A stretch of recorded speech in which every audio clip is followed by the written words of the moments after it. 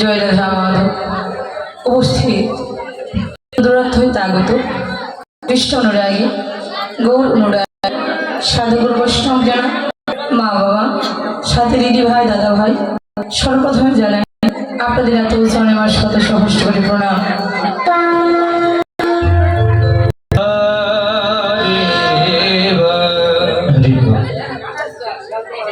আজ প্রাতকাল হইতে অষ্টকালীন লীলা আরম্ভ।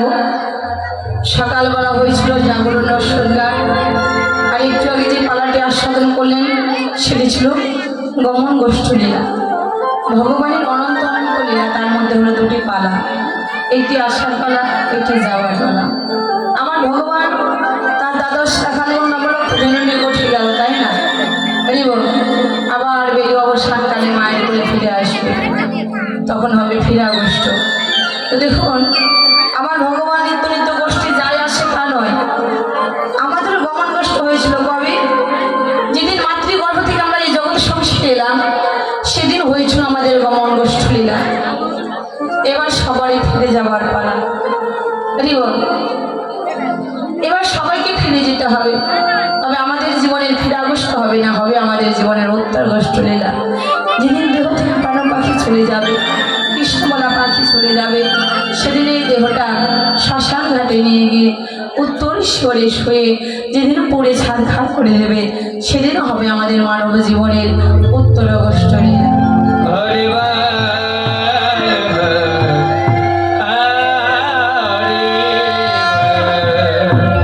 তো দেখুন, এই জগৎ সংসার আমরা এসেছি, তার আশার বা উদ্দেশ্য আছে, তাই না?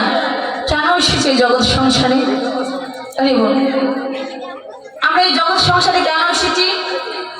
আমাদের মানব জন্মটা কি এমনি এমনি হয়েছে বাবা? একবার নয়, দুইবার নয়, কতবার আমাদের পশুকুলে জন্ম হয়েছে, কতবার পক্ষীকুলে জন্ম হয়েছে। আমরা ভগবানের কাছে কত না কেঁদেছি, কত না সেধেছি। দয়াময়, একবার মানব জন্ম দাও, যে জন্ম পেলে তোমার নাম ভজনা করব, যে জন্ম পেলে তোমার সাধনা করব।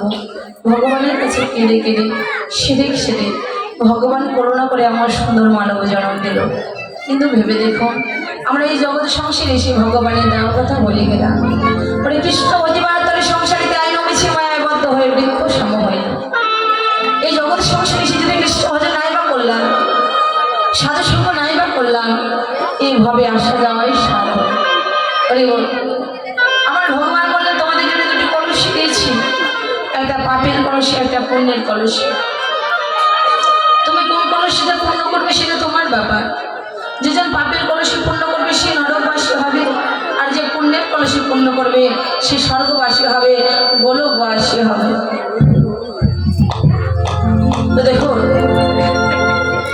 যাই হোক, এখন আমরা যে পালাটি আস্বাদন করবো মধ্যাহ্নকালীন লীলা সূর্য পূজা। সূর্য পূজা কাকে বলে? সু মানে সুন্দর, রজ মানে রমণী, পূজা মানে আরাধনা করা। সুন্দর রমণী ভগবানের আরাধনা করা। ছলনা সূর্য পূজা, উদ্দেশ্য কানো পূজা। এই যে আমার মায়েরা দিদি ভাইরা বলো তো, এই যে সূর্য পূজা কে করেছিল? এই জায়গাটার মধ্যে না সবারই মন চঞ্চল হয়ে আছে। এখানে কেউ কথা বলছে। সূর্য পূজা কে করেছিল? কে করেছিল? রাধারানী। কোন সময়? দুপুর বেলা, তাই না? তো দেখুন, এই জাগতিক জগতের যেমন তিনটি কাল আছে, আমাদের জীবনের তিনটি কাল আছে। এই জাগতিক জগতের সকালকাল আমাদের জীবনের বাল্যকাল, এই জাগতিক জগতের দুপুরকাল আমাদের জীবনের যৌবনকাল, এই জাগতিক জগতের সন্ধ্যাকাল আমাদের জীবনের বৃদ্ধকাল। মহাজন বললেন, বাল্যকালে কৃষ্ণ ভজে কৃষ্ণ পাইবার আসে, যৌবনকালে কৃষ্ণ ভজে কৃষ্ণ আসি কিনা আসে, আর বৃদ্ধকালে কৃষ্ণ ভজে জমেরই তর আসে। ভজনের উপযুক্ত সময় কোন সময়? মহাজন বললেন, ভজনের উপযুক্ত সময় ঠিক যৌবন বয়সে। কেননা কুড়ি ফুল যেমন গোবিন্দ সেবায় লাগে না, তদ্রূপ বাল্যকালে কৃষ্ণ ভজন হয় না, কেননা ছোটবেলায় বাচ্চাদের মন চঞ্চল থাকে, খেলাধুলায় মগ্ন থাকে। এখন বলতে পারেন কেন 5 বছর বয়সে প্রহ্লাদ মহারাজ ভগবান লাভ করেছিল, ধ্রুব মহারাজ 5 বছর বয়সে ভগবান লাভ করেছিল, তাহলে আমাদের সন্তানেরা কেন 5 বছর বয়সে ভগবান লাভ করতে পারবে না? বাবা, আমরা কেউ তো প্রহ্লাদ মহারাজের মতো মা হতে পারিনি, ধ্রুব মহারাজের মতো মা হতে পারিনি যে 5 বছর বয়সে আমাদের সন্তানেরা ভগবান লাভ করবে। তবে অভ্যাসে পরিণত করতে হবে। কেন? মা হচ্ছে মাটি আর বাবা হচ্ছে বীজ। মাটি আর বীজ যদি ভালো হয় ফসল অবশ্যই ভালো হবে।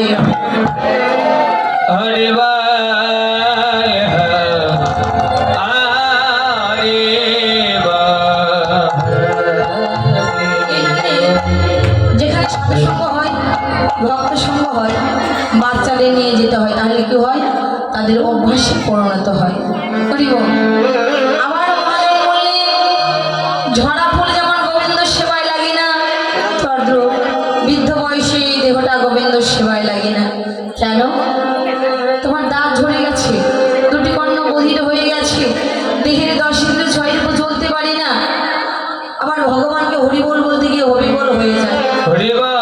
শুদ্ধভাবে যদি আমার ভগবানকে না ডাকি, তাহলে ভগবানকে ডাকে সাড়া দেবে? ভগবান তো শুদ্ধভাবে যদি ভগবানকে না ডাকি, ভগবান তো সাড়া দেবে না।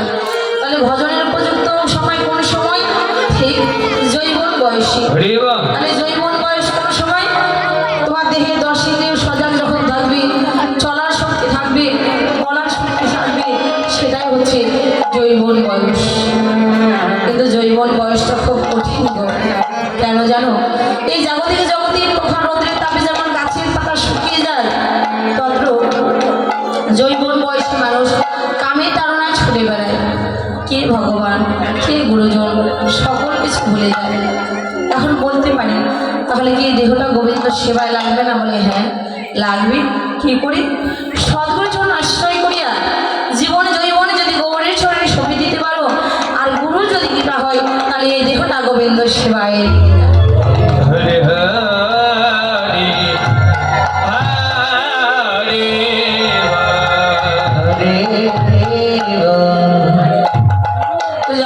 চলে যাই, আমরা আশা করি সূর্য পূজা।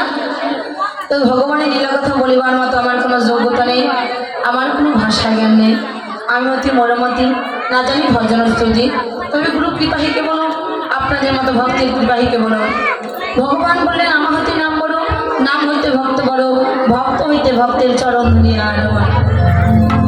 তো হে বৈষ্ণবরা, আপনাদের চরণ ধরির বলে বলে আর হয় যদি দুটো কৃষ্ণ কথা বলতে পারি, তাহলে আমার এই মানব জন্ম ধন্য, আমার পালাবড়ি বৈষ্ণবী অনেক ভক্তি হবে, রসভাস হবে। আপনারা সকলে নিজের মেয়ে মনে করি, নিজের সন্তান মনে করি, নিজের বোন ক্ষমার সঙ্গে দৃষ্টিতে দেখবেন। আবারও আপনাদের আপন চরণে আমার শত সহস্র কোটি ধন্যবাদ, প্রণাম।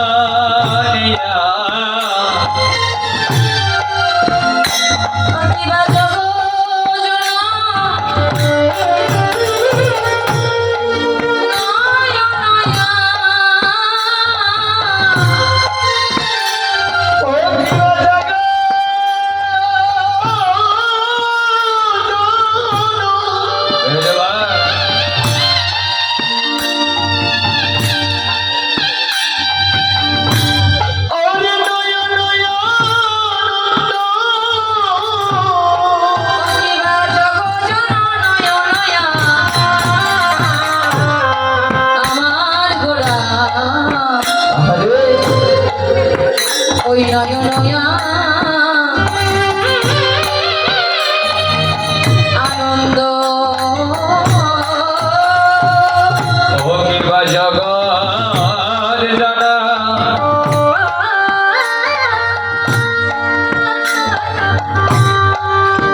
আরে নয়নিয়া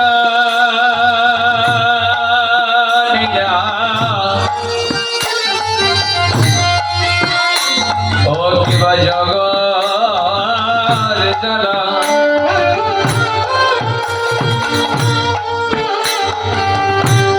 আরে নয়নিয়া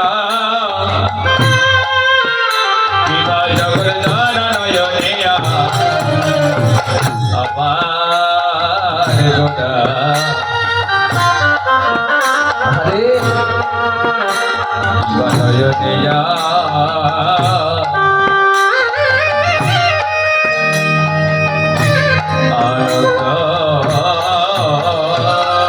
ও জানোই আনন্দ ধরে না ও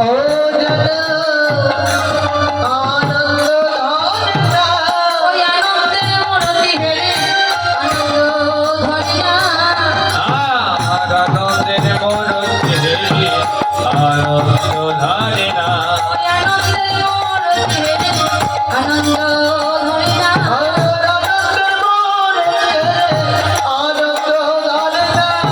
হবে না কেন গো হবে না কেন গো হবে না কেন গো হবে না কেন গো এই গৌর শ্রীকৃষ্ণ হবে না কেন গো জয় গৌরী শ্রী কৃষ্ণ হবে না কেন গো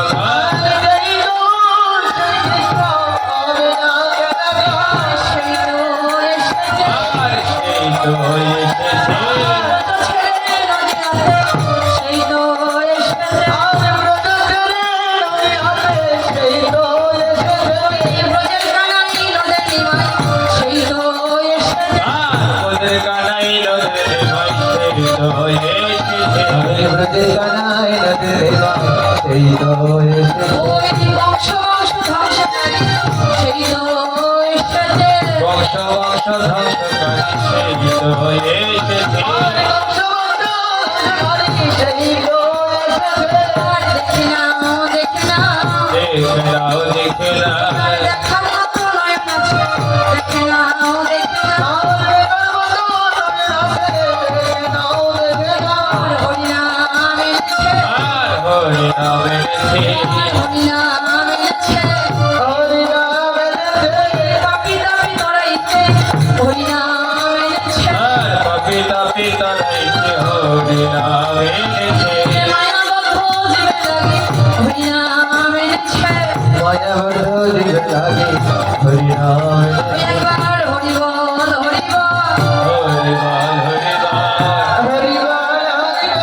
ভগবানের সম্পদ হরিবল বিরাম জল জড়াইবে হরিবল হরিবল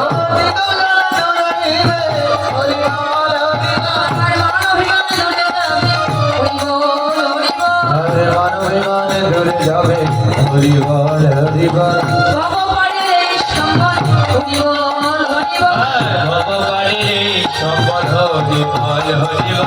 ভগবানের সম্পদ হরিবল হরিবল আমাদের নাম হয় কি না হয় বল করে হরিবল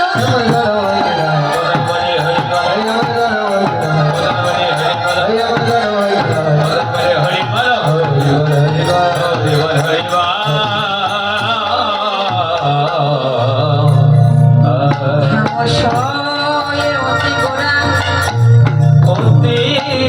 গোড়া সুমধুর হসধরা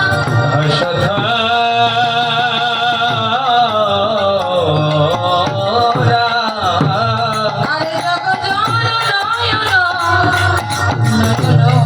আনন্দ নয়নে